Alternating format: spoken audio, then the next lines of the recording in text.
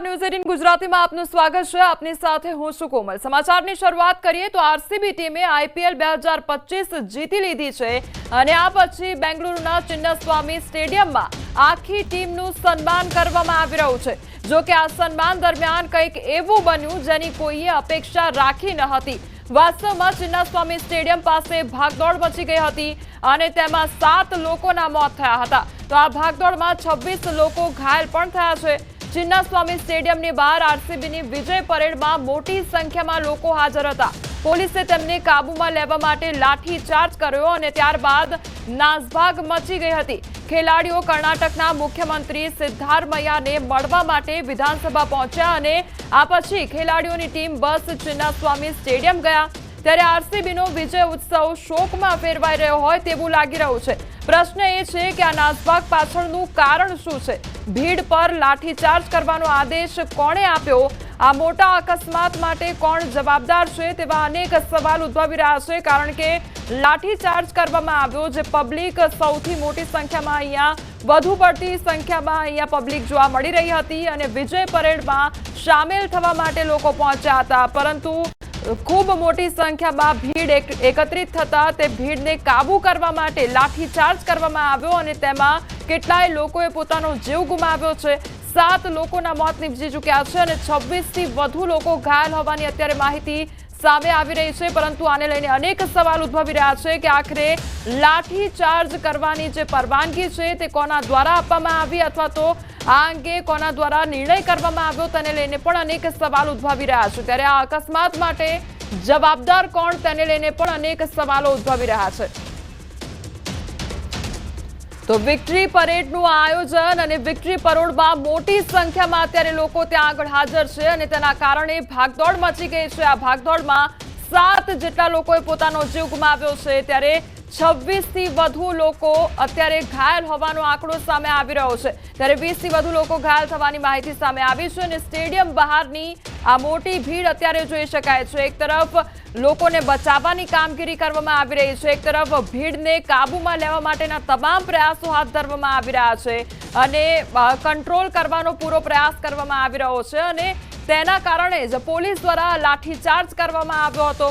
RCB દ્વારા જે વિજય પ્રાપ્ત કરવામાં આવ્યો છે અને જે જીત હાંસલ કરી છે તેનો ઉત્સાહ તેની ખુશી તમામ લોકોના ચહેરા પર જોવા મળી રહી હતી, પરંતુ એ ઉત્સાહ અને ખુશી જાણે થોડી ક્ષણ માટે હોય તે પ્રકારની અત્યારે પરિસ્થિતિ સર્જાઈ છે, કારણ કે આરસીબીની જીત બાદ આ વિજય પરેડનું આયોજન કરવામાં આવ્યું હતું અને આ જે ઉત્સાહનો માહોલ હતો, જે ખુશીનો માહોલ હતો, તે ક્યાંક શોકમાં ફેરવાયું હોય તે પ્રકારની પરિસ્થિતિ છે।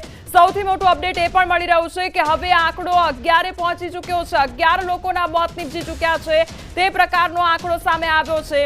જે ભાગદોડ મચી તેના કારણે 11 લોકોએ પોતાનો જીવ ગુમાવ્યો છે અને હજુ પણ આંકડો વધી શકે છે તે પ્રકારની શક્યતા સેવાઈ રહી છે, કારણ કે ખૂબ મોટી સંખ્યામાં અહીંયા લોકો હાજર છે અને એટલા માટે જે ભાગદોડ મચી છે તેના કારણે હજુ પણ કેટલાક લોકોનો જીવ જઈ શકે છે। 11 લોકોના મોત નીપજ્યા હોવાનો અત્યારે આંકડો સામે આવ્યો છે, પરંતુ હજુ પણ આંકડો વધવાની શક્યતા સેવાઈ રહી છે, કારણ કે ખૂબ મોટી સંખ્યામાં અહીંયા નાના જે બાળકો છે તેનાથી લઈને જે મોટા વ્યક્તિઓ છે તે પણ અત્યારે ત્યાં આગળ સ્ટેડિયમની બહાર હાજર છે। એક આરસીબી દ્વારા જે જીત પ્રાપ્ત કરવામાં આવી અને ટીમ આખી ટીમ અત્યારે એ વિજય પરેડ કાઢવામાં આવી છે અને તે જોવા માટે અત્યારે બેંગલુરુની જે પણ પબ્લિક છે તે અત્યારે રસ્તા પર જોવા મળી રહી છે, કારણ કે આરસીબી ટીમની એક ઝલક જોવા માંગે છે। તે જીત જે હાંસલ કરી છે તે ઉત્સાહપૂર્વક મનાવવા ઈચ્છી રહ્યા છે અને તે ઉત્સાહ ક્યાંક અત્યારે શોકમાં ફેરવાઈ ગયો હોય તે પ્રકારની પરિસ્થિતિ છે, કારણ કે આ એક તસવીર એ પણ સામે આવી છે કે જ્યાં ભીડ બેકાબુ થઈ રહી હતી ત્યાં આગળ પોલીસ દ્વારા લાઠીચાર્જ કરવામાં આવ્યો અને ભીડને કંટ્રોલમાં કરવા માટેની કામગીરી કરવામાં આવી રહી હતી, કારણ કે ખૂબ મોટી સંખ્યામાં અત્યારે લોકો એકત્રિત થઈ ગયા હતા। આ તમામ એ તસવીર કે જ્યાં એક તરફ લોકોની ભીડને કંટ્રોલ કરવાની કામગીરી કરવામાં આવી રહી છે, લોકો ભાગદોડ કરી રહ્યા છે, એ આરસીબી ટીમની ઝલક જોવા માટે, એ જીતનો જશ્ન મનાવવા માટે અત્યારે લોકો એકત્રિત થયા છે, પરંતુ એ ભાગદોડ વધી ગઈ। એ સંખ્યા જે લોકો અત્યારે ટીમને જોવા માટે આવ્યા હતા તે લોકોની સંખ્યા પણ ખૂબ મોટા પ્રમાણમાં છે ને એટલા માટે તે લોકોને કંટ્રોલ કરવો તે એક સૌથી મોટો સવાલ થઈ ગયો હતો, પરંતુ અહીંયા લાઠીચાર્જ કરવામાં આવ્યો અને 11 લોકોએ પોતાનો જીવ ગુમાવ્યો છે, ત્યારે 26 થી વધુ લોકો અત્યારે ઘાયલ હોવાનો આંકડો સામે આવ્યો છે, પરંતુ આ આંકડાઓ હજુ પણ વધી શકે છે, ઘાયલોની સંખ્યામાં પણ વધારો થઈ શકે છે અને મૃતક આંકમાં પણ વધારો થઈ શકે છે, કારણ કે ભીડ ખૂબ મોટા પ્રમાણમાં છે, એટલે જો હજુ પણ નાસભાગ વધશે અથવા તો કોઈ પણ પ્રકારની દોડધામ થશે અથવા તો આટલી મોટી સંખ્યામાં જે લોકો એકત્રિત થયા છે તો કદાચ સફોકેશન પણ વધી શકે છે અને એટલા માટે પણ લોકો પોતાનો જીવ ગુમાવી શકે છે। એટલે આ તમામ પરિસ્થિતિ વચ્ચે હવે સવાલ એ થઈ રહ્યો છે કે આટલી મોટી ભીડને કંટ્રોલ કેવી રીતે કરવો અને કાબૂમાં લેવા માટે જ લાઠીચાર્જ કરવામાં આવ્યો, પરંતુ એ દોડધામ મચી, એ નાસભાગ મચી અને તેમાં 11 લોકોએ પોતાનો જીવ ગુમાવ્યો છે।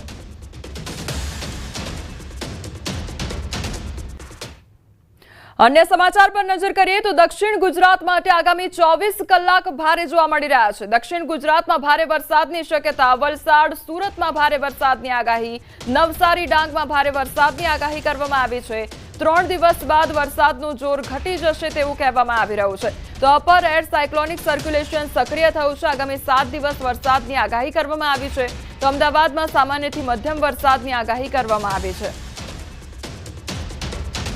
तो साउथ दक्षिण गुजरात की जो जिला है इसमें भारी बरसात का भी चेतावनी है।